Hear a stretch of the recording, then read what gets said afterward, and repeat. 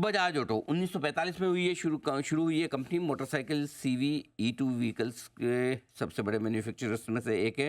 दुनिया की तीसरी सबसे बड़ी कंपनी है और एक्सपोर्ट पूरी दुनिया भर में इस कंपनी की तरफ से होते हुए आप देखते हैं। नतीजे आए हैं कल आपके लिए, और मैं बता दूं बाजार बंद होने के बाद नतीजे आए, हर एक पैमाने पर नंबर्स उम्मीद से बेहतर रहे हैं।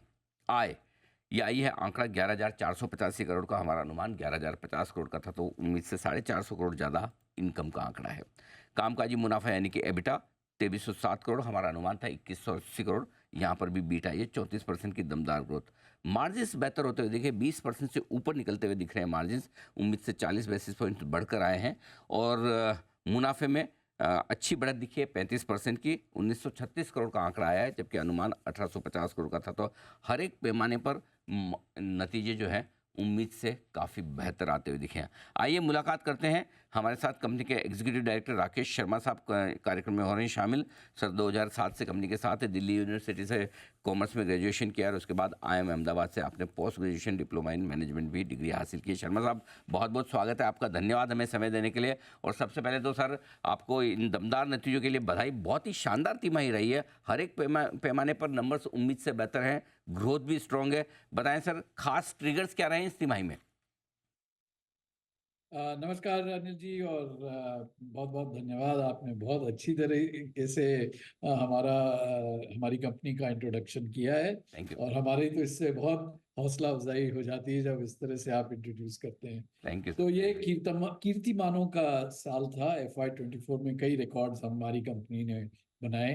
हाईएस्ट एवर टॉप लाइन मतलब revenue, highest ever EBITDA, highest ever PAT, highest ever cash, highest ever Pulsar volume जो हमारा फ्लैगशिप ब्रांड है, highest ever 3 wheeler volume and highest ever KTM volume. So काफ़ी रिकॉर्ड मेकिंग का year था। लेकिन इसमें से अगर मेरे को एक या दो चीज़ें निकाल के बतानी है कि क्या किस चीज़ की वजह से ये ऐसा हुआ, तो मैं ये कहूँगा कि नंबर 1 है जो हमारा पल्सर ब्रांड है, उसमें हमने तकरीबन 9 नए प्रोडक्ट्स पेश किए पिछले साल, पर्टिकुलरली सेकेंड हाफ में। और ये प्रोडक्ट्स इस तरह से हो गए हैं कि 125 सीसी से लेकर अगर आपको 500 सीसी 400 सीसी तक गाड़ी कोई खरीदनी है, तो जो कम्यूटर या कम्यूटर माइंडेड लोग होते हैं, जो लोग स्टाइल से इंस्पायर होते हैं, जो लोग परफॉर्मेंस ओरिएंटेड होते हैं, हर एक सब सेगमेंट, हर एक कस्टमर के लिए एक पल्सर गाड़ी मौजूद थी। इसका बहुत अच्छा एक्सेप्टेंस हुआ। हमारा मार्केट शेयर 8-9% से बढ़ा। और पिछला जो नंबर था पल्सर का, 1 मिलियन से थोड़ा कम था एक साल में। इस साल हम लोगों ने 1.4 मिलियन पल्सर बेचे। तो इससे क्या हुआ कि टॉप लाइन भी बढ़ी, मिक्स इंप्रूव हुआ, और मुनाफा भी हमारा बढ़ा, क्योंकि पल्सर ब्रांड में हम लोग ज़्यादा पैसा बनाते हैं पर बाइक पे। तो ये एक सिंगल मोस्ट इम्पॉर्टेंट फैक्टर था।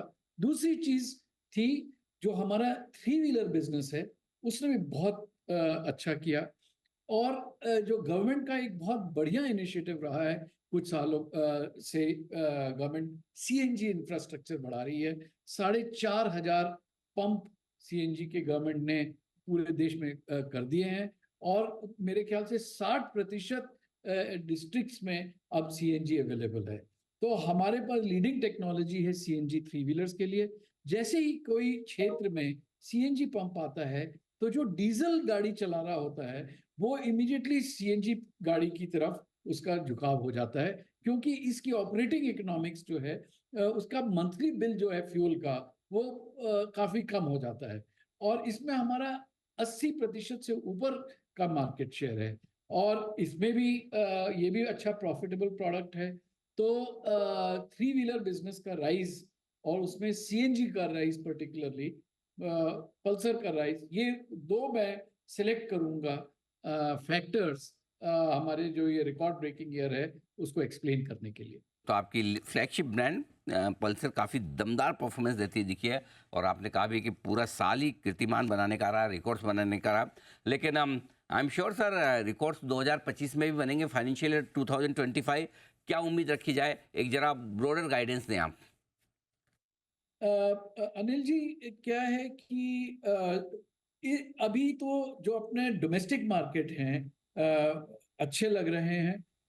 पिछले मेरे ख्याल से 4-5 महीनों से जो ग्रोथ आई है मोटरसाइकिल्स में, वो बहुत अच्छी दिख रही है, क्योंकि जो मोटरसाइकिल का उपभोक्ता है वो उसका एवरेज मंथली इनकम 40,000 रुपए तक है।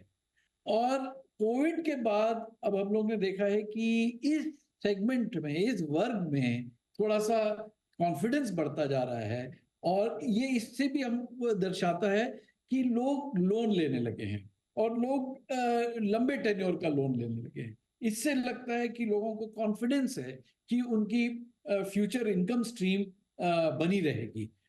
तो इसकी वजह से हमको लगता है कि जो डोमेस्टिक मार्केट है वो 7 से 8% तक ग्रो करेगा। पिछले 2 क्वार्टर से हम देख रहे हैं कि हमारा ग्रोथ इससे डबल है। जो भी मार्केट ग्रो कर रहा है उससे हम अपने नए प्रोडक्ट्स की वजह से डबल रेट पे ग्रो कर रहे हैं। तो मेरी ये तो आशा यही है, और हम लोग का प्रयास यही रहेगा कि अगर मार्केट 7 से 8% पे ग्रो कर रहा है तो हम इससे आगे ही ग्रो करें, और इस तरह से मार्केट शेयर अपनी तरफ खींचें। सर ये बहुत बड़ी बात आपने कही, क्योंकि देखिए जिस साइज़ की आपकी कंपनी है, आप दुनिया में तीसरी सबसे बड़ी टू व्हीलर कंपनी है, और अगर इस साइज़ पर अगर आप मार्केट साइज़ से अगर दुगुना, मार्केट की जो ग्रोथ है उससे दुगुना ग्रो करना चाहते हैं, तो वाकई में अपने आप में बड़ी चीज़ है। अच्छा सर, एक फ़ायदा आई एम श्योर इस वित्त वर्ष में आप लोगों को मिला होगा, पूरा कमोडिटीज़ के घटे हुए दामों का। अब थोड़ा सा ये ग्लोबल टेंशन के चलते वापस से कमोडिटीज़ के दाम थोड़े बढ़ रहे हैं, तो जिस तरह की डिमांड है, सिचुएशन है, क्या आप पास ऑन करेंगे जो भी कॉस्ट बढ़ेगी, या फिर अभी वैसी सिचुएशन नौबत आई नहीं है, उसको लेके क्या प्लान है मार्जिन्स मेंटेन करने को लेकर? अनिल जी, हम पिछले कई महीनों से स्टेबिलिटी है कमोडिटीज में। थोड़ा एल्यूमिनियम और कॉपर में बढ़त हुई थी, और उसका मार्जिनल इम्पैक्ट था, लेकिन हम लोगों ने ये 1 अप्रैल को ही इसको न्यूट्रलाइज कर दिया है, और थोड़ा सा माइनर प्राइस इंक्रीज लिया है। अभी जहां हैं हम, एल्यूमिनियम कॉपर में भी थोड़ी सॉफ्टनेस आ गई है, नोबल मेटल्स में सॉफ्टनेस है, एबीएस में सॉफ्टनेस है, तो ऊपर सब कुछ मिला के अभी तो बैलेंस लग रहा है। ऊपर से क्या है कि डॉलर थोड़ा सा स्ट्रांग हो रहा है, तो रुपी थोड़ा सा वीक हुआ है, तो 82 से 83.5 पहुंचा है। ये हमारे लिए इसका बहुत बड़ा वो इम्पैक्ट होता है, क्योंकि आप जानते हैं हमारे 40%, इस टाइम पे भी हमारी 40% आय तो डॉलर्स में ही आती है ओवरसीज मार्केट से, तो उस पे हमारे को 1 रुपया और मिलने लग जाता है। तो मिला जुला के अभी ऐसा टेंशन नहीं लग रहा। हाँ, लेकिन अभी कुछ 2-3 दिन के जो डेवलपमेंट्स हैं, अगर ये वर्सन होते हैं तो फिर हमको देखना पड़ेगा कि क्या करेंगे। और प्राइस इंक्रीज का तो ऐसा है, एक फैक्टर तो ऑफ कोर्स रहता ही है कॉस्ट, दूसरा फैक्टर रहता है कि कंपटीशन क्या कर रहा है। तो ये दोनों चीजें मद्देनजर रख के ही फिर प्राइस इंक्रीज लिया जाता है। ठीक बात है, तो प्राइस इंक्रीज करने के लिए अभी थोड़ा सा इंतजार। सर कुछ नए लॉन्चेस जो नियर टर्म में आप प्लान कर रहे हैं?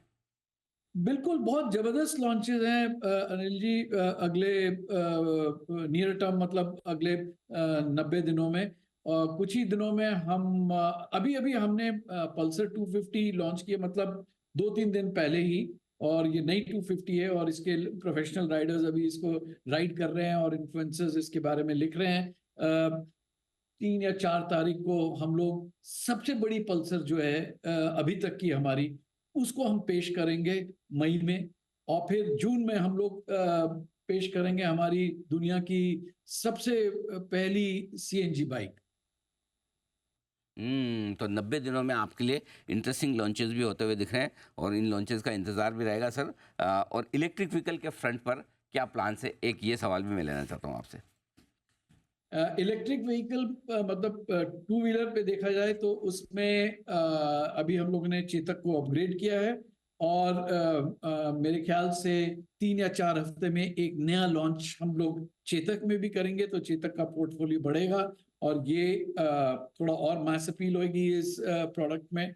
और हमारी तो यही प्रयास है कि निरंतर हमारा सेल बढ़ता रहे रिस्पॉन्सिबली। हम लोग अब नेटवर्क बहुत जबरदस्त तरीके से इसका बढ़ा रहे हैं। अभी हमारे पास 200 स्टोर हैं और अगले 4 महीनों में ये 600 बन जाएंगे, क्योंकि हमारा जो बाकी बिजनेसेस में जो हमारे डीलर्स हैं मोटरसाइकिल्स और थ्री व्हीलर के, इन सभी लोगों को जगह जगह छोटे छोटे शहरों में भी, टाउन्स में भी डीलरशिप खोलनी है।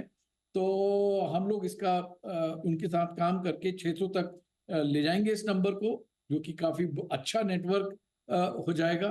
तो ये जो नए प्रोडक्ट हैं प्लस 600 डीलर्स को मिला के, तो टू व्हीलर्स में हमारी अच्छी इलेक्ट्रिक टू व्हीलर्स में अच्छा ग्रोथ होना चाहिए। इलेक्ट्रिक थ्री व्हीलर्स हम लोगों ने जुलाई अगस्त में लॉन्च किया और उसका बहुत अच्छा रिसेप्शन रहा अनिल जी। और वो अब 60